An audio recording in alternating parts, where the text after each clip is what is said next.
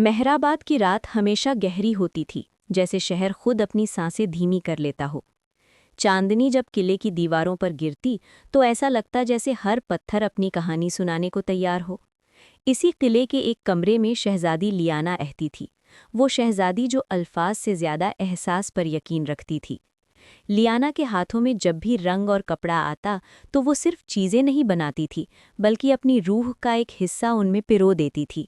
اس کے لیے فن صرف شان نہیں تھا، بلکہ سچ بولنے کا ایک طریقہ تھا۔ وہ جانتی تھی کہ کچھ باتیں بول کر نہیں کہی جا سکتی، انہیں محسوس کرایا جاتا ہے۔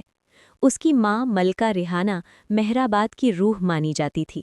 وہ کہتی تھی کہ اصل طاقت آواز میں نہیں، نیت میں ہوتی ہے۔ ملکہ ریحانہ نے لیانا کو سکھایا تھا کہ اگر تم اپنی پہچان خود سے سچے طور پر جوڑ لو تو کوئی تمہیں مٹا نہیں سکتا۔ جب ملکہ ریحانہ دنیا سے چلی گئیں تو لیانا کے لیے خاموشی ایک زخم بھی بن گئی اور ڈھال بھی۔ قلعے کے باغ میں اکثر شہزادہ زیان تنہا چلتا تھا، وہ شہزادہ جو جنگوں سے زیادہ لوگوں کے دل سمجھنا چاہتا تھا۔ جب اس کی نظر لیانا کی تخلیق پر پڑتی تو اسے لگتا جیسے شہر کی خاموشی کو شکل مل گئی ہو۔ اس کی محبت نمایاں نہیں تھی مگر گہری تھی، ایسی جو بنا شرط ساتھ دیتی ہے۔ لیانا کی قریبی دوست اریج وہ شخص تھی جو سچ کو بنا شور کے دیکھ لیتی تھی۔ وہ جانتی تھی کہ لیانا کی خاموشی کمزوری نہیں بلکہ ایک بوجھ ہے جو اس نے خود اٹھایا ہوا ہے۔ اریج کے لیے سچ بولنا صرف لفظوں کا کام نہیں تھا بلکہ وقت پر کھڑے ہونے کا نام تھا۔ مگر مہرآباد کا قلعہ صرف روشنی کا گھر نہیں تھا۔ شہزادی سحر بیگم، جو ظاہر میں نہایت باوقار تھی، اپنے اندر جلن اور خوف پالے ہوئے تھی۔ اسے محسوس ہوتا تھا کہ لیانا بنا کسی اجازت کے لوگوں کے دل جیت رہی ہے، اور یہ بات اس کے لیے قابل برداشت نہیں تھی۔ اس نے خاموشی سے اپنا کھیل شروع کیا تاکہ سچ کو شور اور فن کو فتنہ بنایا جا سکے۔ جب شہر میں فن اور محنت کا جشن منانے کا اعلان ہوا تو یہ صرف ایک جشن نہیں بلکہ فیصلہ بن گیا۔ لیانا کے لیے یہ اپنی پہچان کا امتحان تھا۔ زیان نے اسے حوصلہ دیا مگر قلعے کی سرگوشیوں نے اس کے قدم بھاری کر دیے۔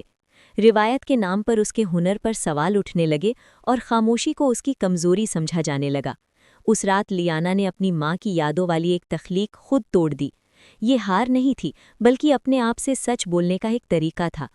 اس نے سمجھ لیا کہ اگر اس کا فن کسی کو زخم پہنچا رہا ہے تو اسے اپنی نیت اور راستہ دونوں واضح کرنے ہوں گے۔ اگلی صبح شہر میں افواہ پھیلی کہ ایک قیمتی چیز غائب ہو گئی ہے اور الزام لیانا پر آ گیا۔ قلعہ پھر سے خاموش ہو گیا مگر اس دفعہ یہ خاموشی بھاری تھی۔ سحر بیگم نے اپنی مسکراہٹ کے پیچھے جیت محسوس کی کیونکہ اب شک سچ سے زیادہ تیز تھا۔ اسی لمحے اریج نے سچ کا ساتھ دیا اور قدم آگے بڑھایا۔ اس کی بات کے ساتھ ہی وہ حقیقت سامنے آئی جو سب سے چھپی ہوئی تھی۔ الزام جھوٹا تھا اور سازش کا چہرہ بے نقاب ہو گیا۔ زیان نے اس پل محسوس کیا کہ خاموشی تب تک خوبصورت ہوتی ہے جب تک وہ سچ کو چھپانے نہ لگے۔ جشن کے دن لیانا نے اپنی وہ تخلیق پیش کی جو صرف قلعوں کے لیے نہیں بلکہ شہر کی گلیوں کے لیے بھی تھی۔ اس نے کہا کہ فن کسی ایک کا حق نہیں ہوتا، جب تک یہ سب کے لیے نہیں ہوتا تب تک یہ ادھورا رہتا ہے۔ اس کے الفاظ کم تھے مگر ان کا اثر گہرا تھا۔ مہرآباد نے اس دن سیکھ لیا کہ اصل شان آواز میں نہیں، ہمت میں ہوتی ہے۔ سحر بیگم کا کھیل ختم ہو گیا مگر لیانا کا سفر ابھی باقی تھا۔ زیان اس کے ساتھ کھڑا تھا، نہ شہزادہ بن کر بلکہ انسان بن کر۔ اریج سچ کی محافظ بن کر شہر کے دل میں اتر گئی، اور لیانا، وہ شہزادی جو خاموش تھی مگر مجبور نہیں، اس نے مہرآباد کو یہ سکھا دیا کہ جب فن سچ کے ساتھ چلنے لگے تو قلعے بھی شہر بن جاتے ہیں، کیونکہ کچھ کہانیاں تاج سے نہیں، نیت سے لکھی جاتی ہیں، اور وہ کبھی مکمل ختم نہیں ہوتی۔